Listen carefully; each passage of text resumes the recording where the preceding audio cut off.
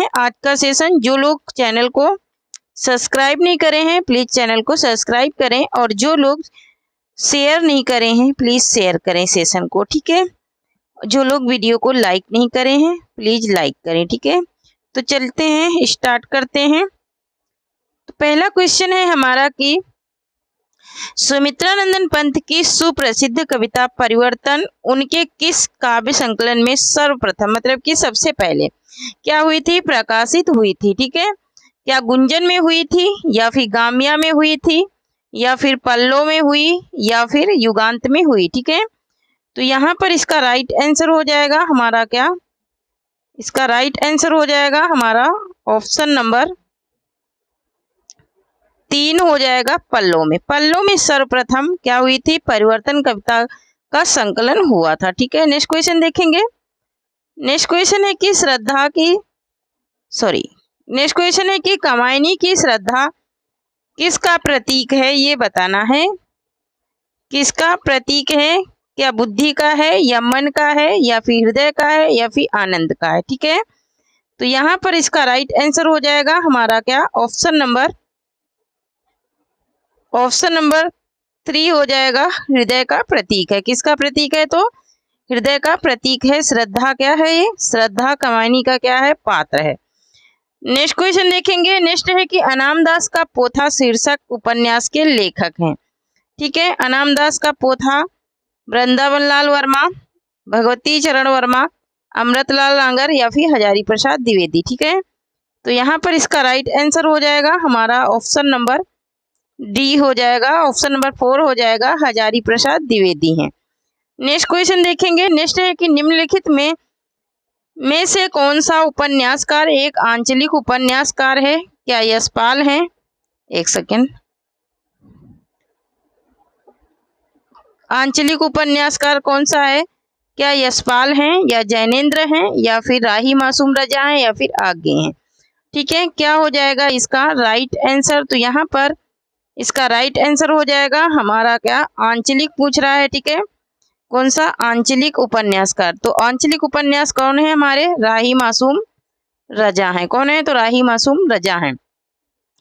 इसके अलावा फरीश्वरनाथ रेणु को भी आंचलिक उपन्यासकार माना जाता है, ठीक है।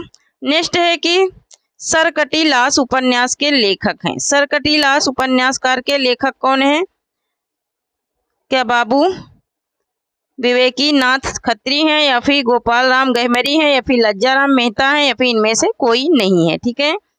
क्या हो जाएगा इसका राइट आंसर, तो यहाँ पर इसका राइट आंसर हो जाएगा हमारा ऑप्शन नंबर 2 हो जाएगा, गोपाल राम गहमरी। क्या हो जाएगा, गोपाल राम गहमरी हो जाएगा।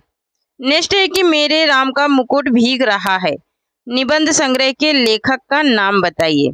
मेरे राम का मुकुट भीग रहा है निबंध संग्रह के लेखक का नाम क्या है, ये बताना है, ठीक है।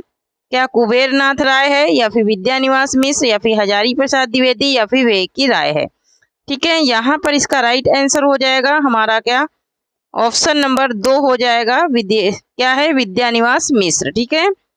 नेक्स्ट है कि अपराजिता के लेखक हैं। अपराजिता के लेखक हैं नरेंद्र वर्मा, अंचल, या फिर दिनकर, या फिर माखनलाल चतुर्वेदी।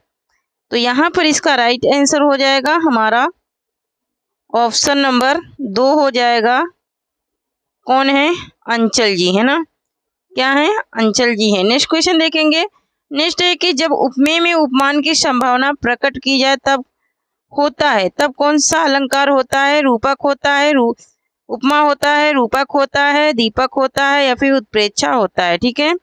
क्या हो जाएगा इसका राइट आंसर, तो यहाँ पर इसका राइट आंसर हो जाएगा हमारा ऑप्शन नंबर 4 हो जाएगा, उत्प्रेक्षा अलंकार होता है ना।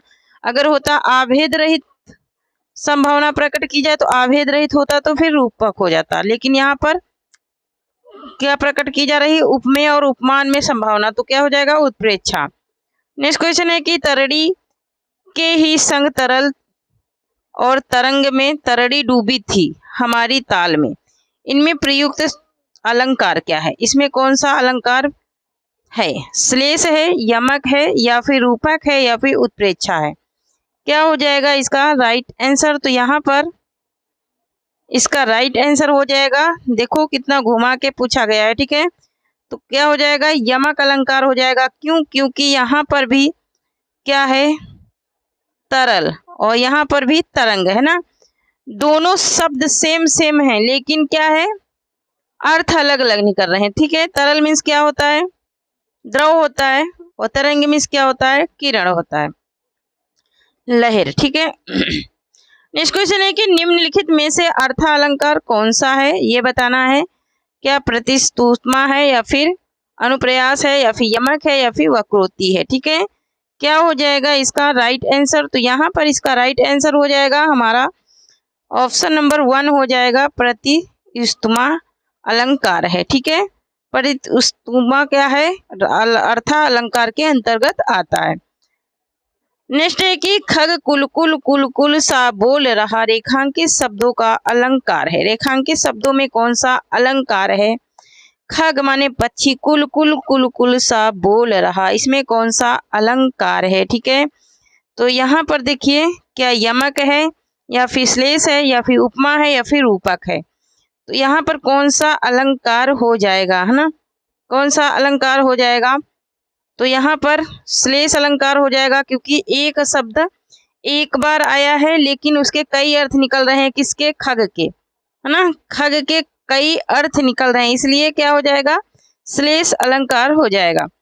नेक्स्ट है कि उदित उदयगिरि मंच पर रघुवर बाल पतंग में कौन सा अलंकार है, उपमा है, या रूपक है, या फिर उत्प्रेक्षा है, या फिर व्यक्ति रेख है। क्या हो जाएगा इसका राइट आंसर, तो यहाँ पर इसका राइट आंसर हो जाएगा हमारा क्या, ऑप्शन नंबर 2 हो जाएगा, रूपक अलंकार है। कौन सा अलंकार है, तो रूपक अलंकार है। नेक्स्ट क्वेश्चन देखेंगे। नेक्स्ट है कि हरियाणवी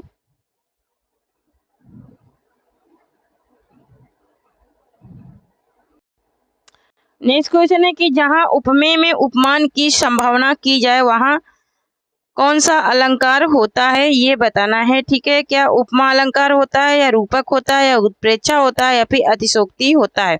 जहां उपमेय में उपमान की संभावना, ठीक है, संभावना की जा रही तो कौन सा अलंकार हो जाएगा, यहाँ पर संभावना व्यक्त की जा रही तो कौन सा हो जाएगा, उपमा अलंकार हो जाएगा, ठीक है। कौन सा हो जाएगा, उपमा अलंकार हो जाएगा, ठीक है। नेक्स्ट क्वेश्चन देखेंगे। नेक्स्ट है कि यदि उपमेय उपमान में बिंब प्रतिबिंब भाव हो तो अलंकार कौन सा होता है, क्या विभावना होता है, या फिर दृष्टांत होता है, या फिर उत्प्रेक्षा, या फिर रूपक, ठीक है। क्या हो जाएगा इसका राइट आंसर, तो यहाँ पर इसका राइट आंसर हो जाएगा हमारा ऑप्शन नंबर 2 हो जाएगा, ऑप्शन नंबर 2 हो जाएगा, दृष्टांत अलंकार हो जाएगा, ठीक है। नेक्स्ट क्वेश्चन देखेंगे। नेक्स्ट है कि निम्नलिखित काव्यांश में अलंकार है, हीरे का सा हृदय हमारा कुचला शिरीष कोमल ने, इसमें कौन सा अलंकार है, कौन कौन सा अलंकार है ये बताना है, ठीक है। तो यहाँ पर एक तो इसमें कौन सा अलंकार है, उपमा है, और दूसरा क्या है, अनुप्रयास है, ठीक है। इसमें 2 अलंकार है, तो ऑप्शन नंबर 4 इसका राइट आंसर हो जाएगा। ए और डी इसका क्या है, राइट है। नेक्स्ट क्वेश्चन है कि शब्दार्थों सहितो काव्यम किसका कथन है, तो ये कथन किसका है, तो ये भामा का कथन है, ठीक है। किसका कथन है, तो भामा का कथन है। नेक्स्ट क्वेश्चन देखेंगे। है अमानिसा उलगता गगन घन अंधकार में अलंकार है, घना होना चाहिए, यहाँ पर घना अंधकार होना चाहिए, ठीक है। यहाँ पर घना होना चाहिए, घना अंधकार में अलंकार है। क्या है, मानवीकरण है, या उत्प्रेक्षा है, या फिर रूपक है, या उपमा है, या फिर यमक है। क्या हो जाएगा इसका राइट आंसर, तो यहाँ पर इसका राइट आंसर हो जाएगा हमारा ऑप्शन नंबर 1 हो जाएगा, मानवीकरण, है ना। जहां पर प्रकृति को जोड़ दिया जाए, जहां पर प्रकृति की बातें जोड़ दी जाए, समझ लो वहां पर मानवीकरण अलंकार होता है, ठीक है। नेक्स्ट क्वेश्चन है कि राजभाषा आयोग के प्रथम अध्यक्ष कौन थे, राजभाषा आयोग के प्रथम अध्यक्ष कौन थे ये बताना है। तो प्रथम अध्यक्ष कौन थे, बाल गंगाधर खेर थे। कौन थे, बाल गंगाधर खेर थे, ठीक है, बाल गंगाधर खेर थे। नेक्स्ट क्वेश्चन देखेंगे। नेक्स्ट है कि संघ की राजभाषा हिंदी और लिपि देवनागरी होगी। यह संविधान के किस अनुच्छेद में वर्णित है? तो ये किस में वर्णित है? ये तो सबको पता होगा, 343 में। ऑप्शन नंबर ए इसका राइट हो जाएगा। नेक्स्ट क्वेश्चन है कि भाषा के संबंध में असत्य कथन कौन सा है? भाषा के संबंध में असत्य कथन कौन सा है? भाषा सामाजिक संपत्ति है, भाषा परिवर्तनशील होती है, बिल्कुल होती है, भाषा अनुकरण सादृश्य होती है, बिल्कुल होती है, लेकिन भाषा पैतृक संपत्ति नहीं है। ठीक है, यही इसका असत्य कथन है। नेक्स्ट क्वेश्चन है मगही किस उपभाषा की बोली है? मगही किस उपभाषा की बोली है, ये बताना है। ठीक है, तो मगही किसकी उपबोली है? बिहारी की। किसकी है? तो बिहारी की ये उपबोली है। नेक्स्ट क्वेश्चन देखेंगे। नेक्स्ट है कि भोजपुरी बोली की उत्पत्ति हुई है, किससे हुई है? तो मागधी अपभ्रंश से हुई है। किससे हुई है? मागधी अपभ्रंश से हुई है। ठीक है, नेक्स्ट क्वेश्चन देखेंगे। नेक्स्ट क्वेश्चन है हमारा कि हरियाणी या बांगरू बोली किस अपभ्रंश से विकसित हुई है? हरियाणी या बांगरू बोली किस अपभ्रंश से विकसित हुई है? तो किससे विकसित हुई है? पश्चिमोत्तरी सौरसैनी अपभ्रंश से विकसित हुई है। नेक्स्ट क्वेश्चन है कि हिंदी खड़ी बोली किस अपभ्रंश से विकसित हुई है? तो ये हिंदी खड़ी बोली किस अपभ्रंश से हुई है? तो सौरसैनी अपभ्रंश से हुई है। ठीक है, किससे हुई है? सौरसैनी अपभ्रंश से हुई है। नेक्स्ट है कि हिंदी का पाणिन किसको कहा जाता है? हिंदी का पाणिन किसको कहा जाता है? तो किसको कहा जाता है? कामता प्रसाद गुरु को कहा जाता है।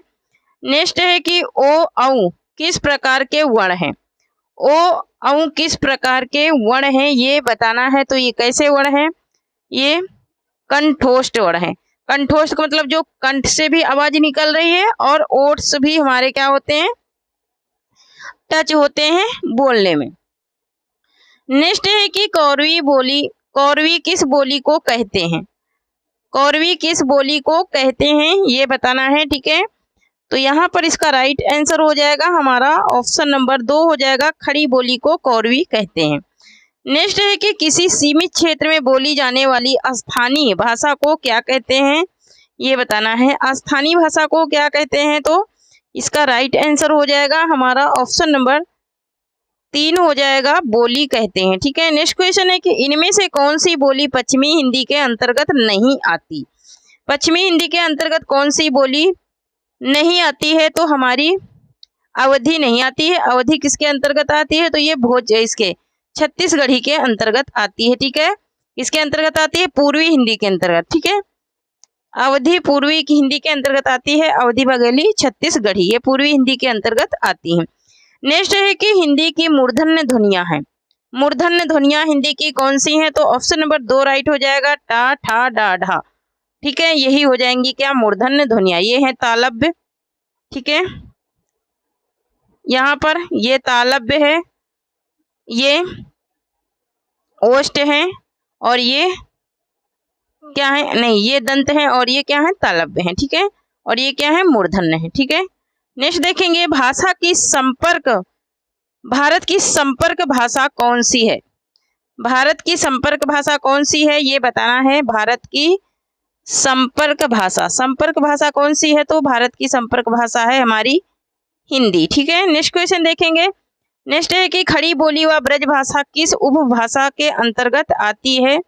खड़ी बोली व ब्रज भाषा किस उपभाषा के अंतर्गत आती है? तो पश्चिमी हिंदी के अंतर्गत आती है। ठीक है, नेक्स्ट क्वेश्चन है कि वैज्ञानिक शैली का तात्पर्य किस शैली से है?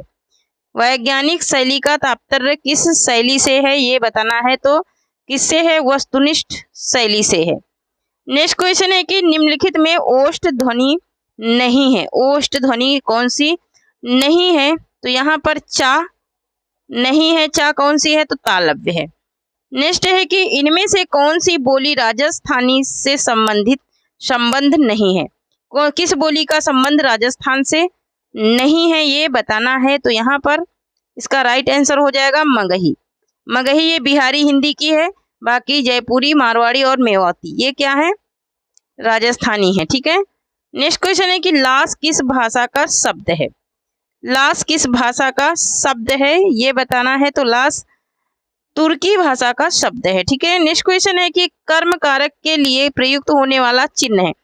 कर्म कारक के लिए कौन सा चिन्ह प्रयुक्त होता है? तो कर्ता ने कर्म को, चौथा ऑप्शन सही हो जाएगा। नेक्स्ट क्वेश्चन है कि तोता डाली पर बैठा है, इस वाक्य में कौन सा कारक है? तो कौन सा कारक हो जाएगा? अधिकरण कारक, डाली आधार है इसलिए में पर। ठीक है, में पर जहां लग जाएगा वहां पर क्या हो जाएगा? अधिकरण कारक हो जाएगा।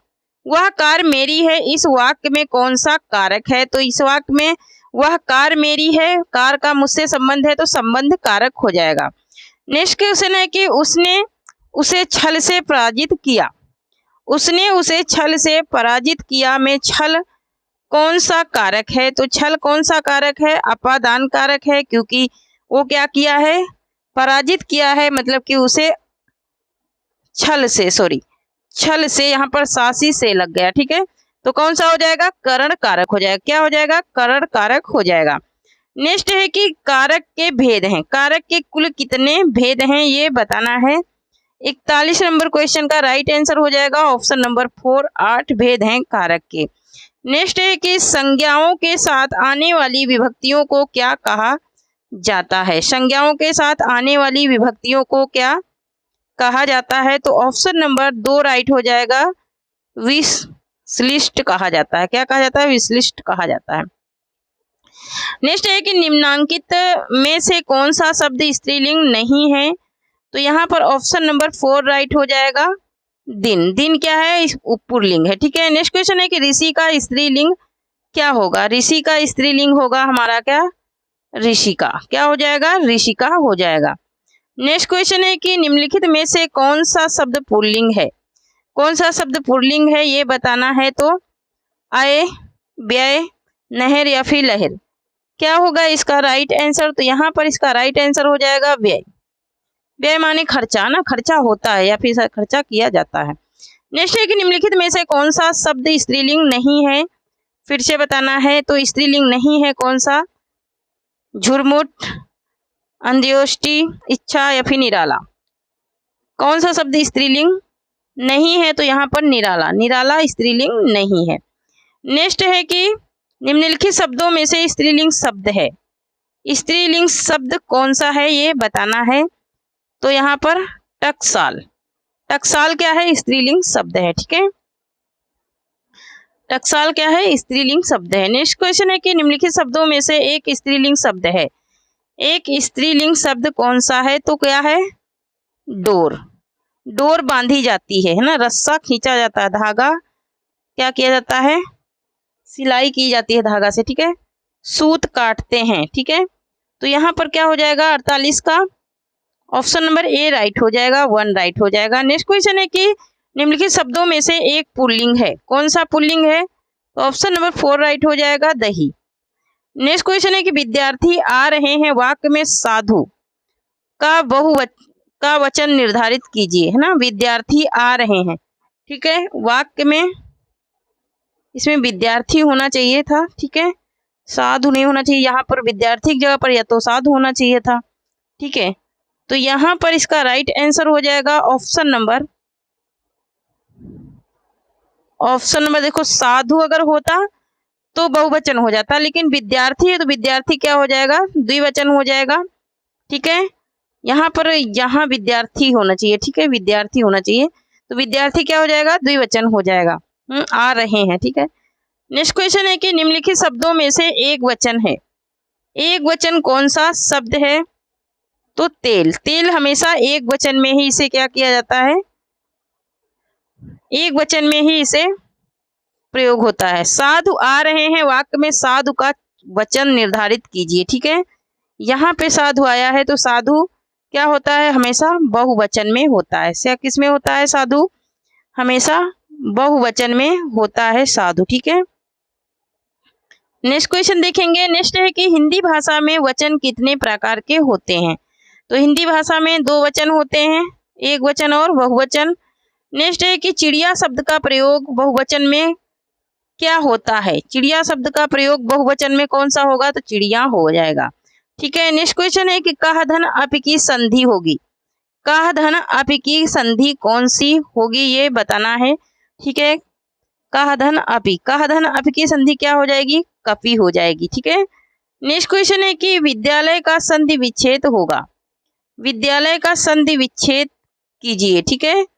तो विद्यालय का संधि विच्छेद क्या हो जाएगा हमारा, विद्याधन आलय, ऑप्शन नंबर 1 राइट हो जाएगा, विद्याधन आलय। नेक्स्ट है कि प्रतिधन आरोपण का संधि विच्छेद क्या होगा, तो ये क्या हो जाएगा, प्रत्यारोपण हो जाएगा। ठीक है। नेक्स्ट क्वेश्चन है कि दैत्य धन अरिह दैत्यारिह एक उदाहरण है, ये किस संधि का उदाहरण है ये बताना है, ये किस संधि का उदाहरण है, तो ये स्वर संधि का उदाहरण है। ठीक है। नेक्स्ट क्वेश्चन देखेंगे। नेक्स्ट है कि उद्योग का संधि होगा, उद्योग का संधि विच्छेद क्या होगा ये बताना है, उद्योग का संधि विच्छेद क्या होगा, तो ये कौन सी संधि है, व्यंजन संधि है, उत धन योग हो जाएगा, व्यंजन संधि है इसलिए उत धन योग हो जाएगा। नेक्स्ट है कि महात्मा शब्द में कौन सा समास है, महात्मा शब्द में तो महात्मा कर्मधारय हो जाएगा, क्योंकि विशेष और विशेषता इसमें क्या की जा रही है, बताई जा रही है, इसलिए कर्मधारय समास हो जाएगा। नेक्स्ट है कि सिंह द्वार शब्द में समास है, सिंह द्वार शब्द में समास है, इसमें तो क्या हो जाएगा, सिंह के लिए द्वार है ना, सिंह के लिए द्वार हो जाएगा, विग्रह करेंगे तो ऑप्शन नंबर 1 राइट हो जाएगा, तत्पुरुष समास। नेक्स्ट है कि धनंजय में समास है, धनंजय में कौन सा समास है, तो धनंजय में समास हमारा है कौन सा, धनंजय में हमारा कौन सा समास है, तो बहुब्रीहि समास है। ठीक है। नेक्स्ट क्वेश्चन देखेंगे, जय पराजय में कौन सा समास है, जय पराजय में कौन सा समास है ये बताना है। ठीक है। तो ऑप्शन नंबर 3 राइट हो जाएगा, द्वंद्व समास है, क्या है, द्वंद्व समास है। ठीक है। नेक्स्ट क्वेश्चन है कि इन युग्मों में से कौन सा सही नहीं है, नीलोपतम कर्मधारय का है, बिल्कुल है, दशानन बहुव्रीहि का है, बिल्कुल है, राम लक्ष्मणो ये नहीं है, ये गलत है, राम लक्ष्मणो द्वंद्व समास का है, यही क्या हो जाएगा, राइट आंसर हो जाएगा, ये राम लक्ष्मणो अव्ययी भाव समास का उदाहरण नहीं है। ठीक है। नेक्स्ट है कि नीलोपतम में कौन सा समास है, तो कौन सा समास है, इसमें कर्मधारय समास है। ठीक है। विशेष और विशेषता को बता रहा है। पंचवटी शब्द में कौन सा समास है, तो पंचवटी शब्द में तत्पुरुष समास है, पंचवटी मतलब कि 5 वृक्षों का समूह, नहीं समूह लग गया ना यहाँ पे, हाँ सो समूह में ये नहीं हो सकता है, समूह में होगा द्विगु समास है ना, जहां पर समूह की बात होती है वहां पर द्विगु समास, तो कौन सा हो जाएगा, द्विगु समास हो जाएगा। ठीक है। नेक्स्ट क्वेश्चन है कि धनुष बाण में किस तरह का समास है, धनुष बाण में, धनुष बाण में किस तरह का समास है ये बताना है, तो धनुष और बाण है ना, धनुष बाण में कौन सा समास है, तो यहाँ पर ऑप्शन नंबर 2 राइट हो जाएगा, बहुव्रीहि समास है। ठीक है। नेक्स्ट है कि सदगति शब्द में समास है, सदगति शब्द में कौन सा समास है, तो सदगत शब्द में कौन सा समास है, तत्पुरुष समास है, कौन सा है, तत्पुरुष समास है। ठीक है। नेक्स्ट है कि माता में, माता पिता में कौन सा समास है, तो माता और पिता विग्रह करेंगे तो माता और पिता क्या हो जाएगा, द्वंद्व समास हो जाएगा, ऑप्शन नंबर 1 राइट हो जाएगा। नेक्स्ट है कि प्रत्यय रहित शब्द बनाइए, प्रत्यय रहित शब्द बताइए, इसमें प्रत्यय रहित शब्द कौन सा है जिसमें प्रत्यय नहीं लगा है। ठीक है। तो यहाँ पर ऑप्शन नंबर 4 हो जाएगा, इसमें क्या लगा है, उपसर्ग लगा है, अनुपसर्ग इसमें लगा है, प्रत्यय नहीं लगा है अनुवाद में। नेक्स्ट है कि निम्नलिखित में से किस शब्द से रूप साधक प्रत्यय है, किस शब्द में रूप साधक प्रत्यय है ये बताना है। ठीक है। तो रूप साधक प्रत्यय किसमें है, लड़के में, किसमें है, तो लड़के में रूप साधक प्रत्यय है। नेक्स्ट है कि अतियु शब्द में निम्नलिखित में से कौन सा उपसर्ग है, अतियु में, अतियु में कौन सा उपसर्ग है ये बताना है, तो ऑप्शन नंबर 4 राइट हो जाएगा, अति, क्या हो जाएगा, अति हो जाएगा। ठीक है। नेक्स्ट क्वेश्चन है कि लौकिक शब्द में प्रत्यय है, लौकिक शब्द में कौन सा प्रत्यय है, तो लौकिक शब्द में प्रत्यय है, ईक प्रत्यय लगा है लौकिक में। ठीक है। ईक प्रत्यय लौकिक में लगा है।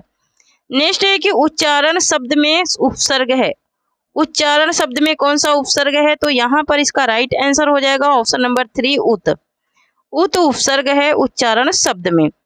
नेक्स्ट है कि आनंग शब्द में कौन सा उपसर्ग है। आनंग शब्द में कौन सा उपसर्ग है ये बताना है। तो यहाँ पर इसका राइट आंसर हो जाएगा अन। क्या हो जाएगा? अन हो जाएगा। नेक्स्ट है कि निम्नलिखित शब्दों में से उपसर्ग का प्रयोग हुआ है। किसमें उपसर्ग का प्रयोग हुआ है ये बताना है। किसमें उपसर्ग का प्रयोग हुआ है? तो यहाँ पर ऑप्शन नंबर 3 राइट हो जाएगा। यहाँ पर उपसर्ग का प्रयोग नहीं हुआ है होना चाहिए, ठीक है, क्योंकि निडाल में नहीं हुआ, बाकी सब में तो हुआ है, ठीक है।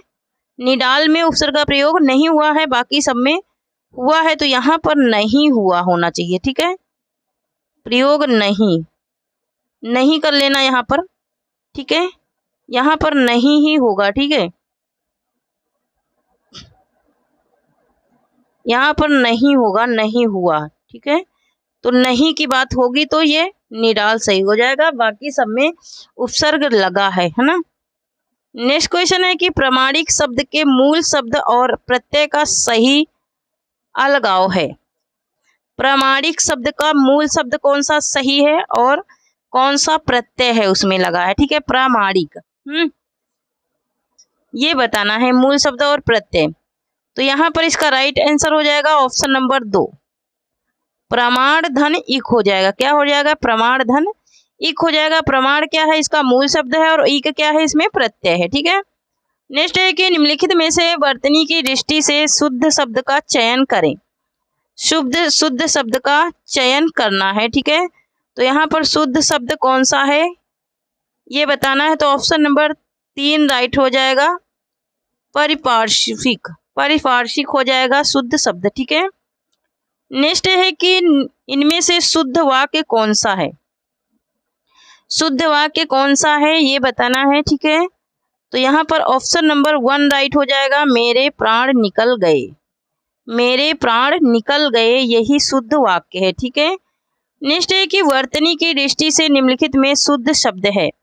निम्नलिखित में शुद्ध शब्द कौन सा है ये बताना है, ठीक है। तो यहाँ पर ऑप्शन नंबर 1 राइट हो जाएगा, उपयुक्त। उपयुक्त यही शुद्ध शब्द लिखा है, ठीक है। नेक्स्ट क्वेश्चन है कि डॉक्टर ने मरीज को देखा और उससे दवा दी, ठीक है। डॉक्टर ने मरीज को देखा और उसे दवा दी, यह वाक्य किस वाक्य भेद का उदाहरण है? सही विकल्प को चिन्हित कीजिए, ठीक है। तो यहाँ पर सही विकल्प क्या है? ऑप्शन नंबर 1 है संयुक्त वाक्य, जहां पर और, किंतु, परंतु, लेकिन, अथवा ये वाचक शब्द लग जाते हैं, वहां पर संयुक्त वाक्य होता है। तुम बहुत अच्छे बच्चे हो, इस वाक्य में कौन सा पदबंध विशेषण है, ठीक है, ये बताना है पदबंध विशेषण कौन सा है। तो यहाँ पर इसका राइट आंसर हो जाएगा ऑप्शन नंबर 2, बहुत अच्छे। बहुत अच्छे क्या है? ये पदबंध है। नेक्स्ट है कि इनमें कौन सा वाक्य शुद्ध है। कौन सा वाक्य शुद्ध है? तो सीता ने कहा, सीता ने यह कहा, यही क्या है? वाक्य सही है। ऑप्शन नंबर 1 इसका राइट आंसर हो जाएगा। नेक्स्ट है कि शुद्ध रूप कौन सा है ये बताना है। शुद्ध रूप कौन सा है? तो ऑप्शन नंबर यहाँ पर क्या राइट हो जाएगा? ऑप्शन नंबर 1 राइट हो जाएगा, तादात्म्य। क्या हो जाएगा? तादात्म्य हो जाएगा, ठीक है। नेक्स्ट क्वेश्चन है कि निम्नलिखित में कौन सा शब्द शुद्ध है। कौन सा शब्द शुद्ध है ये बताना है। तो यहाँ पर इसका राइट आंसर हो जाएगा हमारा ऑप्शन नंबर 1 हो जाएगा, अधिशासी। क्या हो जाएगा? अधिशासी हो जाएगा शुद्ध, ठीक है। नेक्स्ट है कि कौन सा वाक्य सही है। कौन सा वाक्य सही है ये बताना है। तो यहाँ पर इसका राइट आंसर हो जाएगा ऑप्शन नंबर 2, बैल और बकरी घास चरते हैं, ठीक है। बैल और बकरी घास चरते हैं, यही इसका राइट हो जाएगा। नेक्स्ट है कि मरम वचन जब सीता बोला पंक्ति का प्रयोग हुआ है। मरम वचन जब सीता बोला, इसमें किस पंक्ति का प्रयोग, पंक्ति में प्रयोग किसका हुआ है, किस वाच्य का प्रयोग हुआ है, ठीक है, ये बताना है। तो यहाँ पर ऑप्शन नंबर 4 राइट हो जाएगा, भाववाच्य का प्रयोग हुआ है, ठीक है। नेक्स्ट क्वेश्चन है कि नीचे एक ही शब्द की 4 वर्तनी दी गई हैं, सही का चयन कीजिए। ठीक है, तो यहाँ पर सही वर्तनी कौन सी है ये बताना है। तो यहाँ पर 36 ऑप्शन नंबर 4 राइट हो जाएगा। नेक्स्ट है कि उन्नत मना शब्द का सही अर्थ है। उन्नत मना शब्द का सही अर्थ क्या है ये बताना है। तो ऑप्शन नंबर 4 हो जाएगा, उच्च भावों एवं विचारों से युक्त। क्या हो जाएगा, उच्च भावों एवं विचारों से युक्त हो जाएगा। नेक्स्ट क्वेश्चन है कि इनमें से एक शब्द की वर्तनी अशुद्ध है, वह कौन सा है। ठीक है, वह कौन सा है जिसकी वर्तनी क्या है, अशुद्ध है। तो यहाँ पर ऑप्शन नंबर 1 राइट हो जाएगा, द्वारिका। द्वारिका में ई की मात्रा, ये बड़ी ई की छोटी ई की मात्रा नहीं चढ़ती है। ठीक है, ये अशुद्ध हो गया इसी के कारण। ठीक है, नेक्स्ट क्वेश्चन है कि कक्षा शब्द का शुद्ध उच्चारण है, इसका शुद्ध उच्चारण क्या है ये बताना है कक्षा शब्द का। तो यहाँ पर कक्षा शब्द का शुद्ध उच्चारण हो जाएगा कक्षा। क्या हो जाएगा, कक्षा हो जाएगा, तो क्योंकि वो सा से मिलके बना है ना, सा से मिलके बना है इसलिए। मोर का पर्यायवाची इनमें से क्या है, मोर का पर्यायवाची क्या है। तो मोर का पर्यायवाची है हमारा क्या, कालपी। नेक्स्ट क्वेश्चन देखेंगे, निम्नलिखित में से घोड़ा का पर्यायवाची शब्द नहीं है ये बताना है। तो यहाँ पर अश्व, सैंधव, घोटक और ये यातुधान नहीं होता है। क्या, यातुधान नहीं होता है घोड़ा का पर्यायवाची। नेक्स्ट है कि इनमें से बादल का पर्यायवाची शब्द नहीं है। बादल का पर्यायवाची शब्द कौन सा नहीं है ये बताना है। ठीक है, तो यहाँ पर इसका राइट आंसर हो जाएगा ऑप्शन नंबर 2, जलधि। जलधि किसका है, तो जलधि है समुद्र का ना, धी लग जाएगा तो समुद्र का हो जाएगा। अभिभारों का विपरीतार्थक शब्द निम्नलिखित विकल्पों में से छांटिए। ठीक है, अभिभार का विपरीतार्थक शब्द, ठीक है, विलोम। विलोम छांटना है इसमें। ठीक है, 95 का राइट आंसर हो जाएगा हमारा ऑप्शन नंबर 3 हो जाएगा, तिरोभाव। क्या हो जाएगा, तिरोभाव हो जाएगा। नेक्स्ट है कि बाण के पर्यायवाची के लिए कौन सा विकल्प उचित है। बाण की पर्यायवाची के लिए कौन सा विकल्प सही है ये बताना है। तो ऑप्शन नंबर यहाँ पर 1 राइट हो जाएगा, सर और सिलीमुख। ठीक है, सर और सिलीमुख हो जाएगा। नेक्स्ट है कि कामदेव का पर्यायवाची शब्द कौन सा है। कामदेव का पर्यायवाची शब्द कौन सा है ये बताना है। तो यहाँ पर ऑप्शन नंबर 3 राइट हो जाएगा, मनोज। नेक्स्ट क्वेश्चन है कि गंगा का एक नाम है, गंगा का एक नाम कौन सा है इसमें, मतलब कि गंगा की पर्यायवाची पूछ रहा है। तो यहाँ पर इसका राइट आंसर हो जाएगा हमारा ऑप्शन नंबर 3 हो जाएगा, विष्णुपदी। ठीक है, क्या है, विष्णुपदी है। नेक्स्ट क्वेश्चन है कि निम्नलिखित में से कौन सा शब्द कमल का पर्यायवाची नहीं है। ठीक है, नहीं बताना है। तो यहाँ पर इसका राइट आंसर हो जाएगा ऑप्शन नंबर 4, अमी। अमी किसका है, तो अमृत का है। नेक्स्ट है कि कामदेव का पर्यायवाची शब्द कौन सा है। ठीक है, ये तो रिपीट हो गया है, तो यहाँ पर ये हो जाएगा, मनोज। नेक्स्ट है कि निम्नलिखित में कौन सा शब्द पताका का पर्यायवाची नहीं है ये बताना है। ठीक है, पताका का पर्यायवाची शब्द कौन सा नहीं है। तो यहाँ ऑप्शन नंबर 3 राइट हो जाएगा, प्रस्तर। क्या हो जाएगा, प्रस्तर हो जाएगा। नेक्स्ट क्वेश्चन देखेंगे,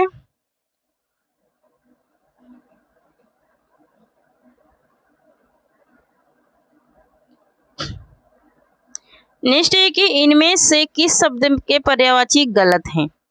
कौन से शब्द के पर्यायवाची गलत हैं ये बताना है। तो ऑप्शन नंबर 4 राइट हो जाएगा, सूर्य, दिवस, यम, वासर, ये सारे गलत हैं। ठीक है, सूर्य में दिवस नहीं होता है, दिन का दिवस होता है। ठीक है, तो यहाँ पर यही गलत है। जो पहले कभी ना हुआ हो उसे क्या कहते हैं, जो पहले कभी ना हुआ हो उसे क्या कहते हैं। तो यहाँ पर इसका राइट आंसर हो जाएगा, अभूतपूर्व। क्या कहते हैं उसे, अभूतपूर्व कहते हैं। नेक्स्ट क्वेश्चन है कि निष्फल ना होने वाला कहलाता है।